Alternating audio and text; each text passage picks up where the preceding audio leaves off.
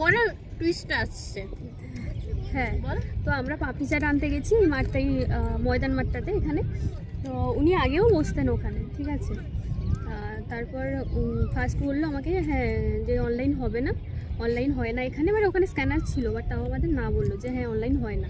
ঠিক আছে, তো আমি ক্যাশ দেবো বললাম। তারপর আমি ব্যাগটা নিয়ে গেছি, ক্যাশ দেবো।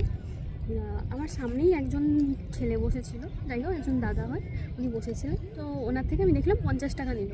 তারপরে এই ম্যাডাম গেলেন, আমি ওকে বললাম যে ও তো বারবার আসে, আমি তো এখানে আসি না, এটা মানে এই জায়গাটায় আমি এসে কখনো বসি না, এটা ফার্স্ট টাইম আমার। তো বলছে কেন এখানে তো 50 রুপিস নয়। মানে টাকাটা বড় কথা নয়, আমি এটাই বলতে চাইছি যে ব্যবসায় সবসময় সততা থাকাটা উচিত, তাই না? 60 টাকা নিক বা 50 টাকা নিক, যাই হোক। তো আমাদের দেখে 10 টাকা বাড়িয়ে দিল, হয়তো আমরা একটু ভালো দেখতে তার জন্য, এই কারণে হ্যাঁ 10 টাকা বাড়িয়ে দিল। কিন্তু 10 টাকাটা আমরা এক্সট্রা দেবো না, 50 টাকাটাই দিল। অনেক ঝগড়াঝাটি করলাম। একজন খুবই বড় মনের একজন দাদা এসে বললেন যে আমার থেকে তো তুমি 50 টাকা নিয়েছো, ওদের থেকে কেন 10 টাকা নিবে? যে লোকটা দেখছি তাদেরকে মানে ছেলেটাকে দেখছি অপোজিট দিকে চোখ মারছে, যেখানে আমাদের মারার কথা ছিল। যাই হোক, তো মানে এটাই বলছি যে আমরা এতটাই খারাপ দেখতে, আমরা আলটিমেটলি ঠকিনি, আমরা 10 টাকা লাভ করেছি আজকে।